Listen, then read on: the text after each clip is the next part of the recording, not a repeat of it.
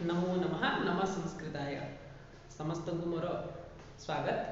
तो आज आम वैयाकरण सिद्धांत कौमुदीर कारक प्रकरण रे द्वितीय विभक्ति विषय चर्चा करवा। द्वितीय विभक्ति को आम चारोटी भाग में विभक्त करें। तो फर्स्ट भाग में आम आज कारके कर्तुरीप्सिततमं कर्म अनभिहिते कर्मणि द्वितीया तथा युक्तम चालीक्षितम अकथितम च सूत्र पढ़। ऑलरेडी मु संस्कृत रे प्रत्येक सूत्र को भिन्न भिन्न भाव व्याख्या करिछि, किंतु जेहेतु अनेक पिलांकर अनुरोध थिला सर आमे संस्कृत भाषा को जेहेतु जानिनु तो हमको बुझिबार कष्ट होउछि एवं विषय अवगमन रे बहुत समस्या होउछि। तो सेथि पई पुणी आउथरे मते वीडियो बनेबा को पड़िला, किंतु एथिरे आमे गोटिए कक्षा रे अनेक सूत्र अध्ययन करूछु। संक्षिप्त भाव रे कहिबी विषय प्रवेश पई आपण माने बारंबार पढंतु, बारंबार देखंतु वीडियो को, जद्वारा आपण बुझि परिबे। संस्कृत को संस्कृत रे पढिबा पई चेष्टा करंतु। तो आम या पूर्व प्रथमा विभक्तिर चर्चा कर सारी प्रातिपदिक लिंग परिमाण वचन मात्र प्रथमा एवं संबोधने आज आम द्वितीय विभक्ति प्रवेश करिया। तो द्वितीय विभक्ति साधारण भाव में आम कर्मणि द्वितीय बोली जानिछे। तो द्वितीय विभक्तिर आरंभ में प्रथम सूत्र आसुछि कारके। प्रथम सूत्र कोन कारके। तो कारके एक पदात्मक सूत्र, गोटिए ही पद अछि। सप्तमी विभक्ति एक वचन कारके इति अधिकृत्य बोली लिखुछन्ति वृत्तिकार। इति अधिकृत्य एटार अधिकार जाउछि, कारकेर अधिकार वर्तमान जाउछि। अधिकार मीन्स अनेक सूत्र परवर्ती सूत्र उपरे ताहार प्रवर्तन। एबे आगो को जहाँ भी सूत्र आसीबो से सब सूत्र उपरे कहार अधिकार आसीबो, कारके कारक पदर अधिकार आसीबो। जेमिति हम स्कूल रे हेडमास्टर थांती, कॉलेज रे प्रिंसिपल थांती, तांकर अधिकार हम कॉलेज रा बाउंड्री पर्यंत ही थाए। बाउंड्री बाहर जदी कोनोसी पिला किछि भूल करे ताकू कहिबार अधिकार न थाए। तो सेमिति कारकेर अधिकार किछि सीमा पर्यंत थाए, किछि सूत्र उपरे ताहार अधिकार अछि जोठी कि कारके ए पदर अनुवृत्ति जीव आगु अधिकृत होइके जीव। तो नेक्स्ट आसुछि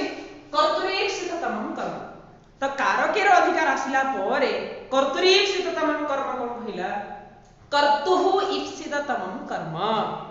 तो वृत्ति कर्तुरीप्सिततमं कर्म को यदि आमे पदच्छेद करिवा तो कर्तुः गोटिए पद, ईप्सिततमं गोटिए पद, कर्म गोटिए पद। तो त्रिपदात्मकं सूत्रम, तीनोटी पद अछि। कर्तुः पदटी षष्ठी विभक्ति एक वचनम, ईप्सिततमं प्रथमा विभक्ति एक वचनम, कर्म प्रथमा विभक्ति एक वचनम। एबे कर्म किए फर्स्ट में जानिबा दरकार। मु पूर्वरु भी कहिछि प्रथमे संज्ञा हेबो,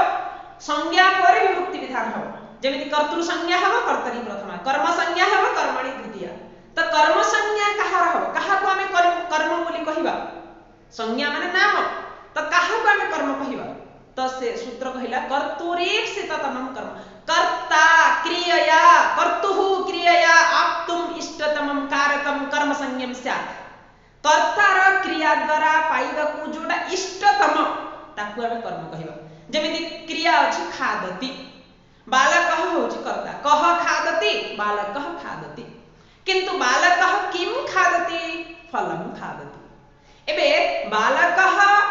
खादति क्रिया द्वारा किम इच्छति कोन चाहुछि, तार इष्टतम कोन फल, तेणु करी फल हे जिवो कर्म। तो जोठी कर्म संज्ञा हम सेठी पुनी द्वितीय विभक्ति विधान हम। तो कर्म संज्ञा विधायक सूत्र होछि कर्तुरीप्सिततमं कर्म। कर्ता क्रिया द्वारा पाइबा को इच्छा जोठी रखि थाए, अधिक इच्छा जोठी थाए ताकू हमें कर्म बोली कहि थाउ। कर्तुः ईप्सिततमं जिए ताकू कहा जाय कर्म। नेक्स्ट आसुछि कर्तुरीप्सिततमं कर्म रे सेठी उदाहरण भी देछि। कर्तुरीप्सिततमं कर्म परे से तार उदाहरण भी किछि अछि। उदाहरण देखो सेठी कर्तुः क्रिया आप्तुम इष्टतमं कारकम कर्म संज्ञां स्यात्। कर्तुः किम, कर्तुः बोली काहे कि कहा गला, सेठी आक्षेप आसुछि। कर्तुः बोली काहे कि कहाछि नाय।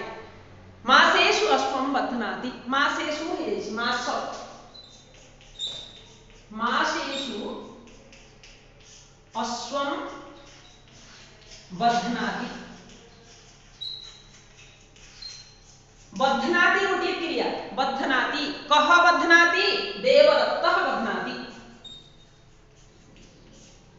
भट्टोजी दीक्षित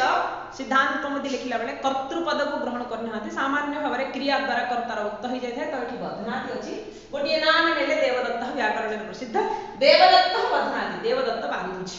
किंतु देवदत्त कहा बांधुछि, अश्व घोड़ा। काहे कि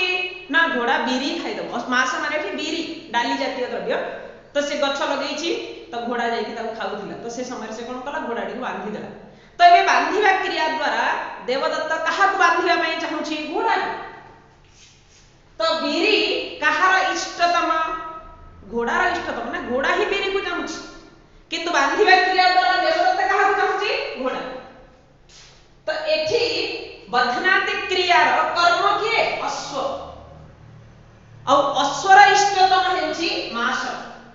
तो कर्मर इष्टतम हेथिले ताहा कर्म संज्ञा हबनी कर्तु इष्टतम भवति जे कर्म संज्ञा तेनु करी मासेषु हेछि सप्तमी हे जाइछि कर्म होय कि द्वितीय विभक्ति हेला नाही तो मासेषु अश्वम बधनाति बोली कहल कर्मणः इप्सिता मास कर्मर ही इप्सित अटे मास एठी न तु कर्तु कर्तार इप्सित नुहे तमप ग्रहणम किम बोली पुणी आउथरे आक्षेप आसुची सूत्र रे तमप बोली काहे ग्रहण करा हेछि केवल इप्सित कहि देबा कथा इप्सित तमप बोली काहे कि कुहा गला कर्तु इप्सितम कर्म एभली कहिबा कथा तो तमप ग्रहण काहे कि कुहा गला ना इप्सितेषु अन्यतम सर्वत्र इच्छा अछि सबुठी इच्छा अछि किंतु सेथिरु अधिक इच्छा जहा सेटा ही कर्म संज्ञा हो अधिक इष्टतम जे ताहार ही कर्म संज्ञा हो तो जेमिति उदाहरण देला पयसा ओदनम मुंते पयसा पयस पयस शब्द माने क्षीर पयसा ओदनम भुंक्ते एठी भुंक्ते क्रिया कह भुंक्ते देवदत्त देवदत्त खाउछि भुंक्ते माने खादति खाउछि किम खादति ओदनम खाइबा क्रिया द्वारा भोजन क्रिया द्वारा कर्तु इष्टतमं भवति ओदनम भात जणको भूख लागुच बहुत तार इच्छा क्षीर सहित भात खाइबा किंतु ताको खाली क्षीर दे हबो तार भूख दूर हबो कि ना तार अधिक इष्ट होछि कि ओदन माने भात तो सेठी ओदनर कर्म संज्ञा हला तेनु करे द्वितीय विभक्ति पयसा पयस शब्दर तृतीय है क्षीर सहित भात खाउछि तो एठी देवदत्त पयसा ओदनम मुंते पयस जदियो इष्ट एवं ओदन भी इष्ट किंतु दुईटी जगह भीतर इष्टतम किए अधिक इष्टतम किए भात तेणु करी ओदनर कर्म संज्ञा हेछि कर्मणि द्वितीय रे द्वितीय विभक्ति हेछि देवदत्त पयसा ओदनम मुंते तो ए भली नेक्स्ट रे आसुछि पुणी कर्म इति अनुवृत्तौ पुनः कर्म ग्रहणम आधार निवृत्त्यर्थम अन्यथा गेहम प्रविशति इत्यत्रैव स्यात् तो या पूर्व गोटे सूत्र अछि अधिसिंस्थासाम कर्म अधिसिंस्थासाम कर्म रे कोन हुए ना आधारर कर्म संज्ञा हुए कहार आधारर इष्टतमर नहे आधार सिंगी धातु स्था धातु आस धातुर जेते बेले अधि उपसर्ग लागि जीव सेते बेले जे आधार थिव तहार कर्म संज्ञा हबो जेमिति तिष्ठति स्था धातुर रूप चलुछि तिष्ठति तिष्ठतः तिष्ठन्ति बालकः तिष्ठति विद्यालये बालकः विद्यालये तिष्ठति किंतु जदि मु तिष्ठति पूर्वरु अधि उपसर्ग लगे देबी अधि तिष्ठति हे गला सेते बेले विद्यालय जोठी सप्तमी हेउथिला आधार ताहार कर्म हे जीव द्वितीय विभक्ति हे जीव विद्यालयम बालकः विद्यालयम अधि तिष्ठति तो अधि सिंस्थासाम कर्म सूत्र रे आधार रही कर्म संज्ञा हुए जदि सेथिरु कर्मर अनुवृत्ति आमे नबा सेथिरु कर्म पदटी को ग्रहण करि दबा सूत्र रे पुणी कर्तुरीक्षिततम कर्म पढिबा नाही तो से सूत्र रे अधिसिंस्थासाम सूत्र रे कर्मर ग्रहण करिवा द्वारा केवल आधारर ही कर्म संज्ञा हबो तेणु करी आधार निवृत्ति अर्थम पुनः कर्म ग्रहणम पुणी अवथरे आधारर निवृत्ति पाई आधारर ग्रहण न हेउ एथि पाई सूत्रकर्ता पाणिनि पुणी अवथरे सूत्र रे कर्म पदर ग्रहण करिछन्ति अन्यथा न हेले कोन हे जाय थांदा गेहम प्रविशति प्रविशति बोली कहाइछ प्रवेश क्रिया गेहे गृहे गेह अर्थ गृहम तो गृहे प्रविशति ए स्थान रे गृहम प्रविशति ही हे थांदा केवल आधार रही कर्म हे थांदा इष्टतमर कर्म हे न थांदा तो ताहार निवृत्ति पई पुणी सूत्र रे कर्म पदर ग्रहण करा जायछि नेक्स्ट आसुछि अनभिहिते अनभिहितर अर्थ होछि अनुक्ते अप्रधाने तो एठी अनभिहिते कहा द्वारा अभिहित हुए अभिहितर विपरीत होछि अनभिहित अभिहितम नाम उक्तम प्रधानम तो क्रिया द्वारा जे अभिहित हो जेमिति मु कहली बालकः गृहं गच्छति तो गच्छति क्रिया बालकः गच्छति जदि गच्छति जगह आने गच्छतः करिवा बालकौ गच्छन्ति जदि हुए बालकाः गच्छामि जदि करिवा अहम गच्छामः वयम तो जेतेबेले क्रियार परिवर्तन हुए एठी कर्तार परिवर्तन होछि तो कर्ता अनुसार क्रिया जदि बालकः जगह मु त्वम लिखि देबी तो त्वम गृहं गच्छति हवनि त्वम गृहं गच्छसि तो कर्ता अनुसार क्रिया मध्ये अछि तो प्रधान किए जहाँ अनुसार क्रिया चालू से ही प्रधान मतलब क्रिया द्वारा जे मुक्त से ही प्रधान तो एठी प्रधान किए हवा कर्ता ही प्रधान कर्ता ही अभिहित अटे जेते बेले जणे प्रधान अछि आ जणे तो प्रधान हेई परिबनी जणे जदी अभिहित हेई छै अन्य जणे तो अभिहित हेई परिबनी तेनु करी एठी कर्ता अभिहित हला बेले कर्म कहिले अनभिहित अनुक्त अनभिहित अर्थ अनुक्त तो बालक जदी कर्तृ पदटी उक्त अछि कर्म पदटी अनुक्त तो अनुक्त अनभिहितर अधिकार अछि अनभिहिते जेउठी कर्म अनभिहित अटे अनुक्त अटे अप्रधान अटे से स्थान रे अनभिहिते कर्मणि द्वितीया कर्मणि अनभिहिते मध्ये सप्तमी एकवचन कर्मणि सप्तमी एकवचन द्वितीया प्रथमा एकवचन अनभिहिते कर्मणि अप्रधाने कर्मणि अनुक्ते कर्मणि का द्वितीया विभक्ति जेते बेले कर्म अनुक्त हबो सेते बेले ही कर्मर द्वितीया हबो बुझिएला तो अनभिहिते कर्मणि का विभक्ति द्वितीया विभक्ति ही भवति पुनः वदति अभिहिते तु यदि अभिहित ही जाए तो उदाहरण देछि अनुक्ते कर्मणि द्वितीया स्यात् अनभिहिते कर्मणि द्वितीया स्यात् हरिं भजति भक्तः भजति भक्तः भजति भक्तौ भजतः भक्ताः भजन्ति तो कर्ता प्रधान अछि कर्म हे जो अनुक्त तो हरि कर्म पदटी अनुक्त हे गला अनभिहित हे गला प्रधान हे गला तो अप्रधान कर्म रे द्वितीय हे गला हरि हरि शब्द रे द्वितीय विभक्ति कोन हरि भक्तः हरिं भजति तबे अभिहिते यदि अभिहित हुए अभिहित नाम जेते बेले एबे हम कर्म विषय विचार करूचे कर्म जेते बेले अभिहित हुए अभिहिते कर्मणि प्रातिपदिकार्थ मात्रे इति प्रथमा एव यदि अभिहित हि जीव सेठी प्रथमा विभक्ति हो बालकः वेदं पठति बालकौ वेदं पठतः बालकाः वेदं पठन्ति वेदं हि रहुछि किंतु यदि बालकेन कर्मवाच्यामि करिवा बालकेन वेदः पठ्यते वेदः पठ्यते वेदौ पठ्येते वेदाः पठ्यन्ते बालकेन वेदः पठितः बालकेन वेदौ पठितौ बालकेन वेदाः पठिताः तो कर्म एठी उक्त ही जायछि कर्मर प्रथमा विभक्ति हेछि अभिहित जोगु तो अभिहिते कर्मणि प्रथमा को सूत्र रे प्रातिपदिकार्थ लिंग परिमाण वचन मात्रे प्रथमा सूत्र रे प्रथमा विभक्ति हबो तो अभिधानम जेमिति हम कहि अनभिधानम अभिधानम माने उक्तम अभिहितम अभिधानम च प्रायेण तिंग कृत तद्धित समासैहि तिंग द्वारा तिंग प्रत्यय द्वारा कृत प्रत्यय द्वारा तद्धित द्वारा एवं समास द्वारा कर्म अभिधान हुए प्रत्येक उदाहरण कोटि देछि तिंग तिंग रे जेमिति सेवते सेव्यते हरिः सेव्यते लक्ष्मीः सेवते लक्ष्मीः सेवते तिंग प्रत्यय लकार प्रयोग हेछि तिंग तिप्तस्जि सिद्धस्तम इब्बस्मस एवली रूप चलछि क्रियापद सेवते एठी आत्मनेपदी अछि सेवते का सेवते लक्ष्मी सेवते कम हरि तो एठी हरि अनुक्त अछि लक्ष्मी ही द्वारा सेवते लगिछि यदि लक्ष्मी ही जगह रे अहम लगी जीव अहम हरिं सेवे त्वम हरिं सेवसे तो कर्तानुसार क्रिया तो क्रिया द्वारा उक्त किए अभिधान किए कर्ता जेते बेले कर्ता अभिधान अछि कर्ता उक्त अछि तो कर्म अनुक्त अनुक्ते कर्मणि द्वितीया हरि शब्दर द्वितीया हेछि किंतु यदि अभिधान हबो तो लक्ष्म्या एठी तृतीया हेछि लक्ष्म्या तृतीया विभक्ति लक्ष्म्या हरि अगरे प्रथमा हेछि 3 1 1 एबे अछि 1 2 1 प्रथमा विभक्ति द्वितीया विभक्ति 1 1 कर्ता अनुसार क्रिया किंतु सेते बेले कोन हबो 3 1 1 हरि अगरे हरि ही सेव्यते तो हरि ही सेव्यते एठी तिंग वृत्ति द्वारा हरि जो कर्म पदवी थिला तार अभिधान हेछि अभिधान माने उक्त हेछि प्रधान हे गेला कर्म तेनु करी हरि प्रथमा विभक्ति हेला हरिहि सेव्यते कृत्र लक्ष्म्या सेवितः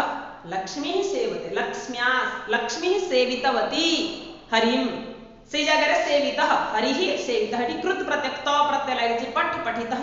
सेवितः हस हसितः सेवति तो लक्ष्म्या कः सेवितः हरिहि सेवितः तो नेक्स्ट आसुछि तद्धित सतेन क्रीतः सत्यः सत्यः पदटी एठी शत शतम प्रातिपदिकरु तद्धित प्रत्यय लागिछि तो एठी सत्य हो जाय सतेन क्रीतः तो एठी सतेन क्रीतः कोनोसी गुटे वस्तु जे कि 100 टका द्वारा किना हेछि ताको आमे सत्य बोली कहि परिबा तो एठी वस्तुटी जे कि कर्म थिला सतेन क्रीणाति न होई सतेन क्रीतः हेछि तो से वस्तुटी उक्त हैला कर्मटी उक्त हेछि सत्य बोली त कहला समास रे प्राप्तः आनंदः यम सह प्राप्तानंदः प्राप्तः आनंदः यह आनंदम प्राप्नोति न कहि कि एठी कोन कहला प्राप्तः आनंदः यम सह आनंदः प्राप्तः एठी आनंद जो कर्म पदटी थिला ताहा उक्त हेछि प्राप्तः कर्मणि त प्रत्यय लागिछि तडी समास रे कोन हेछि प्राप्तः आनंदः यम सह रे प्राप्तानंदः हेछि समास वृत्ति द्वारा तो अभिधान या विषय में ऑलरेडी कहि सारछि विस्तृत भाव रे आपण माने पूर्व वीडियो को देखंतु संस्कृत रे ही अछि बुझिबा पई चेष्टा करंतु नेक्स्ट आसुछि क्वचित निपातेन अभिधान निपात अव्यय द्वारा मध्य अभिधान हुए विषवृक्षोपि संबद्ध स्वयं छित्तुम असाम्प्रतम संबद्ध जो ल्यप प्रत्यांत पद लगी सम उपसर्ग पूर्वक वृद्ध धातु ल्यप प्रत्यय संबद्ध स्वयं छित्तुम तुमन प्रत्यय ए निपात द्वारा मध्य विषवृक्ष पदटी कर्म थिले मध्य विषवृक्षम न करिकि विषवृक्षः कर्म पदर अभिधान जो प्रथमा विभक्ति हेछि नेक्स्ट आसुछि सांप्रतम इत्यस्य युज्यते इत्यर्थः असाम्प्रतम जो कहाइछि न सांप्रतम असाम्प्रतम सांप्रतम अर्थ का युज्यते युक्ति युक्त करिबा उचित किंतु एठी असाम्प्रतम अनुचित विषवृक्ष का में बढ़ाई थिले मध्य निजे काटिबा अनुचित अटे तो एठी संबर्ध्य जो ल्यप प्रत्यांत अव्यय से मध्य छेत्तुम तुमन प्रत्यय लागिछि छिद्रुतुम तुमन प्रत्यय लागि छेत्तुम हेछि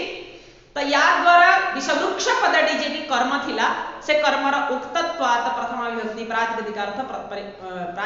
लिंग परिमाण वचन मात्र प्रथमा हेछि नेक्स्ट आसुछि तथा युक्तम चानिप्सितम मु टिके स्पीड कहूछि काहे कि ना विषय बहुत बड़ा तो वीडियो बहुत लॉन्ग भी हे पारे बोरिंग भी लागियो तुम मानक बेसी समय पढिला बेलको तो तथा युक्तम चानिप्सितम रे तथा युक्तम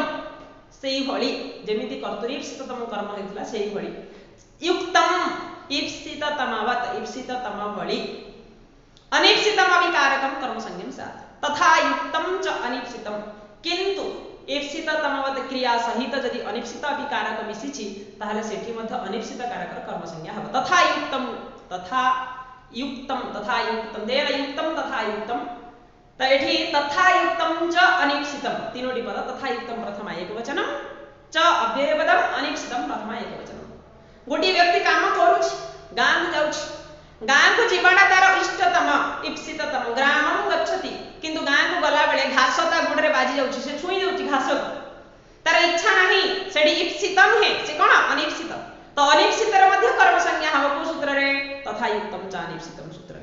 तो ग्रामम गच्छन् तृणम स्पृशति तार उदाहरण दउछि इप्सिततमवत क्रियया अनिप्सितम अविकारकम कर्म संज्ञम स्यात् ईप्सिततमवत ईप्सिततम भଳି वत गुरु स्थाने गुरुपुत्र गुरुवत सेही भଳି ईप्सिततमवत क्रियया युक्तम क्रिया सहित युक्त हिथिवा अनीप्सितम अविकारकम अनीप्सित कारक मध्ये जोडी ईप्सित न थाय सेही भଳି कारक मध्ये कोन हबो कर्म संज्ञा हे जिवो ग्रामम गच्छन् तृणम स्पृशति ग्राम को जाऊ जाऊ तृण को छुई देला घास को छुई देला तो ग्रामम गच्छन् ग्राम तार ईप्सिया गोटे पिला बाहर रहउतला गां को फेरुची गां को आसीबाटा तार इच्छा अछि इष्टतम अछि त कर्तुरीप्सिततम कर्म रे कर्म संज्ञा हे द्वितीय विभक्ति हेछि ग्रामम बालकः ग्रामम गच्छति किंतु बालकः ग्रामम गच्छन् तृणम स्पृशति एठी तृणम स्पृशति जो कहा जायछि सेठी क्रिया सहित युक्त हेछि स्पृशति क्रिया सहित किंतु तृणम ईप्सित नुहे तृण को छुईबा ईप्सित नुहे तथापि अनीप्सित कारकर मध्य कर्म संज्ञा हव को सूत्र रे तथा युक्तम चानिप्सितम सूत्र अनुसार तो आउ गोटे उदाहरण देछि विषम ओदनम भुंजान विषम भुंते ओदनम भुंजान भात खाइला बेले विष को खाइ दउछि कौन से जने व्यक्ति भात रे विष मिसई की देइस जण खाया पई ओदनम खादन ओदनम भात खाइबाटा तार इष्ट किंतु विष खाइबा इच्छा नहीं इच्छा नथिले मध्य ईप्सित तम भली अनिप्सित कारक होइथिले मध्य जदि क्रिया सहित युक्त होइछि ताले सेठी मध्य कर्म संज्ञा हबो तो ओदनम भुंजानः विषम भुंक्ते बोली हेछि तथा युक्तम चानिप्सित सूत्र अनुसार नेक्स्ट आछि अकथितम च विशिष्ट सूत्र बहुत प्रमुख सूत्र अकथितम कथितम उक्तम प्रधानम अभिहितम या पूर्व में पढ़िले कथितम क्रिया सहित जदि युक्त होइछि किंतु एठी कारक सहित कहे कारक द्वारा यदि अकथित हुए कहिबार इच्छा न थाए कर्तु विवक्षा नहीं कर्ता कहबाकू चाहूनी जे कि वक्ता वाक्य रे प्रयोग करिया पे चाहूनी से भली कारक को ताले से जगह रे कर्म संज्ञा हे जो तो एठी विषयटी को भला भाबरे हम बुझियो अकथितम च अकथितम गोटिए पद च गोटिए पद अकथितम प्रथमा विभक्ति एकवचनम च अव्यय अकथितम न कथितम अकथितम कहा द्वारा कहा जायनी कथितम माने कहा गला अकथितम माने कहा गला नहीं कहा द्वारा तो अपादानादि कारक विवक्षैहि अविवक्षितम कारकम कर्म संज्ञा अपादान आदि कारक द्वारा अपादानादि कारक विशिष्ट कारक द्वारा अविवक्षितम यदि विवक्षित हेनी कहिबा पई इच्छा नहीं से कारक तो से भली जगह रे आमे कर्म संज्ञा करि परिबा किंतु लिमिटेड धातु अछि सबु क्रिया पई हे तो से धातु गुडिकर नाम ही से देछि दुह्याच पजदंड रुद्धि प्रच्छीची वृषा सुजिमत्थमुषा कर्मयुक्षाद कथितम तथा स्याम्ये ह्री कृष्वहाम तो ए जो 16 टी धातु दुहु याच पचदंड रुद्धि प्रच्छची ग्रुशास जी मथमुष 12 टी तापर नेक्स्ट तळे अछि नि हृस नि ह्री कृष्व ए 4 टी 12 4 16 टी धातुर प्रयोग रे जदि कर्तार विवक्षा नाम कारकर अविवक्षा हुए अन्य कोनोसी कारकर अविवक्षा हुए विवक्षा नहीं विवक्षित हुए नहीं से कारक तो से समय रे से कारक जोठी प्राप्त होतिला ताहार कर्म संज्ञा हम गोटे उदाहरण दउची एठी गोटे उदाहरण अछि ची गोटे धातुर गोटे उदाहरण अछि ची दुह याच पच दंड रुधि पच पच भी अछि ची भी अछि तो ची अर्थ होते चिनोति चिनोति चिनोति माने तोळुछि बालकः चिनोति पिलाटी तोळुछि कोन तोळुछि फलम बालकः फलम चिनोति बालकटी फल तोळुछि तो कोठ तोळुछि से वृक्षा एबे वृक्ष पदटी को विभक्ति रे अछि पंचमी वृक्ष रू ठारू मानंग ठारू अपादाने पंचमी अपादान हेचे तो वृक्ष स्थिर तो तार अपादान संज्ञा हला कहीं कि ना वृक्ष रु फलर विच्छेद हला ध्रुवम अपायो अपादान तो एठी वृक्ष होचे अपादान कारक किंतु एठी ची धातुर प्रयोग रे अन्य कारकर यदि अविवक्षा हुए यदि एठी विवक्षा नाही अपादान कारक करिवार तेबे आपण एटा को कर्म संज्ञा करि परिबे अकथितम जो सूत्र अनुसार कर्म संज्ञा हले वृक्षम हुई तो बालकः वृक्षम फलम चिनोति हे बरे जेमि गाम दुग्धि पयः देछि उदाहरण देखंतु दुह धातुर दुग्धि देवदत्तः दुग्धि देवदत्त दुहछि किम पयः पयः माने क्षीर दुहछि गाय ठारू तो पंचमी हबा गोह पयः दुग्धि हबा कथा किंतु गोह पंचमी अछि अपादान कारक जेहेतु दुह धातुर प्रयोग हेछि तो दुह धातुर प्रयोग रे अन्य कोनसी कारकर प्राप्त हेतिले मध्य से कारकर अविवक्षा होई ताहार कर्म संज्ञा हे जीव तो कर्म संज्ञा हबा द्वारा गो शब्दर कर्म संज्ञा हे कि द्वितीय हेछि गाम देवदत्तः गाम पयः दुग्धि एवली तो प्रत्येक 16 टी धातुर से उदाहरण देछि से उदाहरण गुडी भल भाबरे आपण माने देखंतु प्रत्येक उदाहरण रे किछि विशिष्ट नियम अछि प्रत्येक उदाहरण किछि विशिष्ट अर्थ अछि कोठी तृतीय विभक्ति रे प्राप्त होतिला तृतीय विभक्ति न होई द्वितीय हेछि जेमिति तंडुलान पचति पच धातु अछि पचति रांधुछि माता पचति माता किम पचति ओदनम पचति मां भात रांधुछन कहा द्वारा तंडुलैहि तंडुल माने चाउल चाउल द्वारा भात रांधुछन तंडुलैहि तृतीय अछि एठी करण कारक किंतु तंडुलर जो करण कारकर अविवक्षा यदि हे जीव पच धातुर प्रयोग रे तो एठी तृतीय जगह रे कोन हे जीव कर्म संज्ञा तंडुल शब्द रे कर्म संज्ञा होई कर्मणि द्वितीय रे द्वितीय विभक्ति त माता तंडुलान गोटे तो चाउल रांधि हबनी ना अनेक चाउल तो द्वितीय बहुवचन तंडुलैहि जगह रे द्वितीय बहुवचन तंडुलान माता तंडुलान ओदनम पचति वाक्य शुद्ध तो अकथितम जो सूत्र द्वारा कौन हुए ए जो 16 धातु अछि ए 16 धातुर प्रयोग रे दुईटी लेखे कर्म हो गोटे मुख्य कर्म आ गोटे गौण कर्म एठी चिनोती क्रिया द्वारा बालक काहा को छाउछि इप्सिततम किए काहा को तोड़िबा को छाउछि फल तो कर्तरी इप्सिततम कर्म सूत्र अनुसार फलर कर्म संज्ञा हे जाइछि तो से होछि मुख्य कर्म किंतु वृक्षटी जोठी की पंचमी थिला अपादान कारक अकथितम जो सूत्र रे अपादान कारक रो अविवक्षा हेछि सेठी कर्म संज्ञा हला पुणी द्वितीय हेछि ये जो कर्म ये होछि गौण कर्म मुख्य कर्म नहीं तो एई भली भाबरे बहुत कम समय रे मु चेष्टा करछि विषय को उपस्थापन करिया पई विशिष्ट जिंस अभिधानम च प्रायणतिं कृत अध्येत समासिता को भलो भाबरे आपण माने देखंतु विषय बहुत स्पष्ट हेथि बोली मोर आशा जेहेतु मु ओडिया रे कहूछि किछि जगह रे मोर लैंग्वेज भी प्रॉब्लम हेई पारे बहुत दिन हेलानी ओडिया रे भी पढेबार अभ्यास छाडी जाईछि तो मु चेष्टा करिछि आपण मानकु बुझिया पई आपण माने बारंबार विषय को पढंतु जदि किछि आपनकर डाउट थे आपण पर्सनली मते पचारतु मोर WhatsApp नंबर एवं ईमेल आईडी मु डिस्क्रिप्शन में दे देबी आ ओडी कथा जदि आपन के वीडियोटी पसंद आसी थाए जदि आपण किछि लाभान्वित होई पारथांते तो अन्य मानकु पठांतु जा द्वारा अन्य छात्र माने मध्ये उपकृत होई पारे अस्तु पुणी मिसिबा जयतु भारतम जयतु संस्कृतम।